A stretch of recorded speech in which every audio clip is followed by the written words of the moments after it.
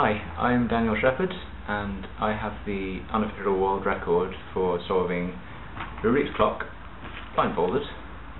So in this video I'm going to be giving a bit of a tutorial on that.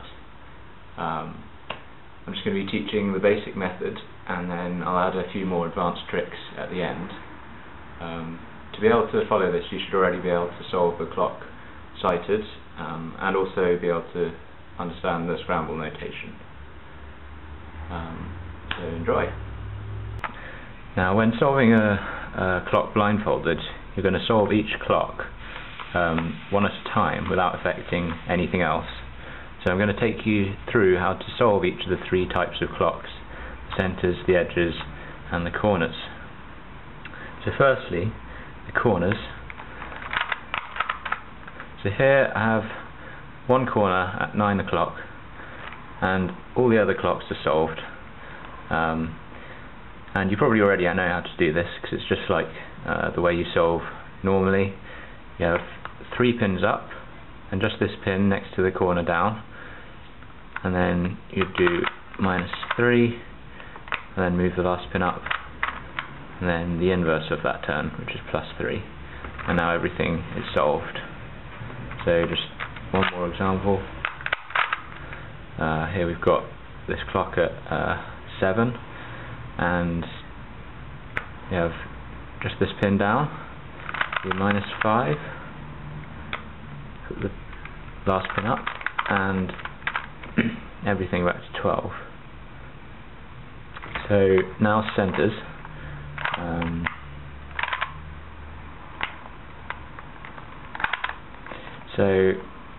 Here we just have one centre at 9 o'clock, everything else is solved. And for this, we start with any one pin up. I just use this one, just no apparent reason, just find it nice and easy. And we move it so that the centre goes to 12, so it would be +3 for this. And then you switch to the pin diagonal to that first one, do the same turn again, +3, and you put both pins up and do the inverse of that, -3, and we're done. So let's do one more. You have the centre at 7 o'clock, have this pin up, do +5,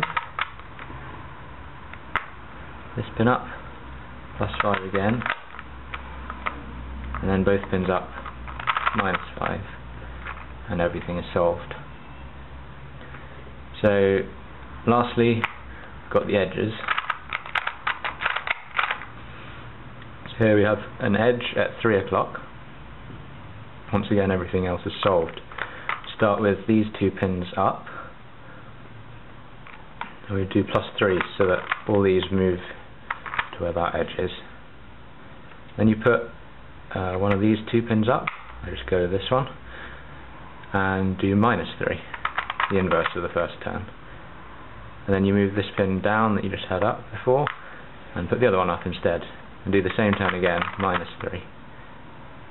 And then lastly, all 4 pins up, +3. So I'll just show you again.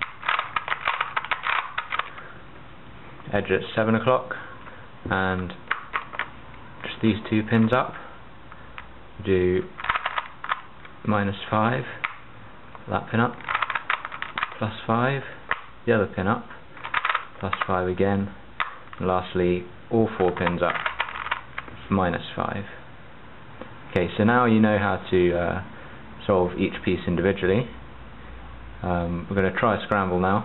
So here's a scramble that I've generated from QQ Timer, which is on the screen now and in the description below. So you should apply this scramble to your clock.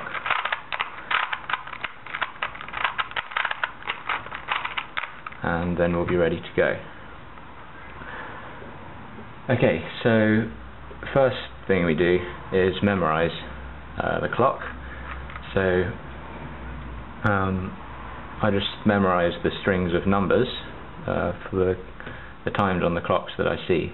So I start with the center and then work around the edges on the first face. So I'd memorised 9, 8, 8, 1, 4. And then once I've memorised those, look at the back and do the same thing again. I've got 9, 5, 2, 9, 7. And then lastly, the corners. Probably memorise these in the same order that you execute corners normally at the end of your sighted solves. So for me, I start here and work anti-clockwise, so it's 2, 9, 12, 8. Once you've memorised this, you can start solving. Now you're going to solve each clock individually, as I showed you before, so you can execute each set of pieces in any order you want, but I like executing the corners first because I've just memorised them and I can quickly get them over with. So it's just really short-term memory that I've done for those. So I start with the corners. This first corner here is at 2 o'clock. So just this pin down, I do +2, the last pin up, -2. And that solves this clock here to 12, and nothing else on any of the faces will have moved. You move on to the next one. You've got a 9 here, so -3, +3. Now we've got our 2 corners solved. The third corner memorised as 12, which means that it was already solved, so you can just skip that. And then the last corner is at 8. Now we solved the corners, and as you know, corners are attached to each other on either side, so solve the corners on the other side, of course, as well. So now I move on to the center on the second face I memorised, which is the same face as I did the corners on just now, and this one's at 9. So start with this pin up, +3,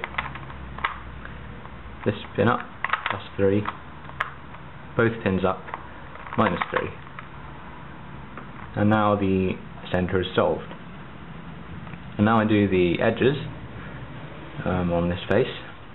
So the first one is at 5, so I'm going to do +5, and -5 there, -5 there, and +5 to finish. I've solved the edge. Now rather than changing which pins I use as I work around the edges, what I do is just rotate the clock 90 degrees, so then I can just work on this edge and use exactly the same pins as before. Now I memorised that edge as 10. Now it looks like it's at 7 at the moment, but of course you have to remember that you're not solving to the top anymore, you're solving to the left, so you can still just imagine it as being a 10. So I just start by doing -2, and do +2, +2, -2. We've solved that edge. And the next one, do the same thing again. And then the last one. And we've solved them all. And don't forget to do the last rotation when you're blind, this is of course. Don't forget you need to rotate it back to its starting position. And now we can flip the clock over and do the center and edges on the other side. So this one, then an edge, and you just work your way through them.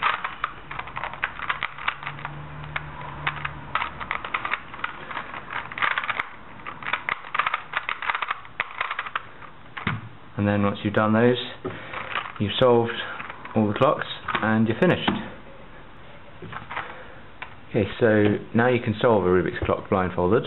It really isn't very difficult at all to get the hang of, and your time should come down below 2 minutes fairly quickly. Yeah, and now I'm going to show you some slightly more advanced tricks that you might need to get nearer to that 1 minute barrier. This is trick number 1, and it's a nice easy one for corners. Now the basic method takes 2 moves for each corner and 8 moves in total. and you can easily cut that down to 5 moves. What you do is sum together each of your 3-pin moves and just do one single 4-pin move at the end. So in that scramble earlier we had these corners at 2, 9, 12 and 8. So what you do is your first 3-pin turn is going to be +2 for this clock. So you imagine any clock that was at 12, it would move to +2 as you do that. And then you have the 9 here, which you're going to do -3 for. So it would go -3 to 11 o'clock. That one skipped, and that one was a -4. So that would go back to 7. So your last turn is going to be all 4 pins up with a +5. So when you execute, do your +2 on that corner, -3 on that one, skip the third one, -4, and then +5 with all 4 pins up. Okay, so trick number 2 is for when you have a center that matches an edge piece. Now it doesn't matter, obviously they don't have to be both at 12, they can be anywhere. But if they're at 12 they'll just skip. So for this case, now normally center piece would take 3 moves and the edge would take 4, but you can in fact solve both of these pieces in 3 moves. And what you do is you take one of the pins that's between the 2 clocks and you move everything to 12, so that was a -5 to do that. And you do the other pin, you do the same turn, -5, and then you have both pins up and do the inverse, +5. And that won't have moved anything else on the clock faces except those 2 pieces have gone to 12. So that's 3 moves instead of the normal 7.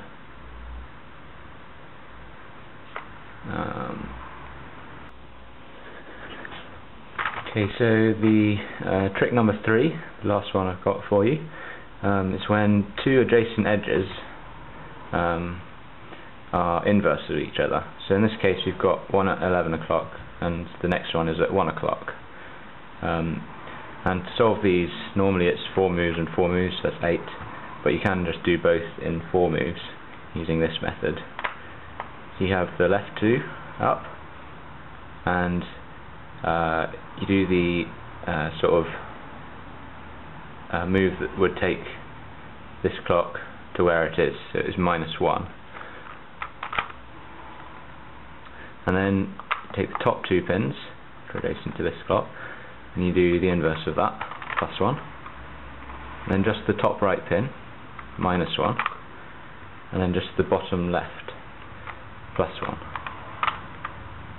And as you see, it solves both the clocks and leaves everything where it was. That's all for now, so thanks for watching.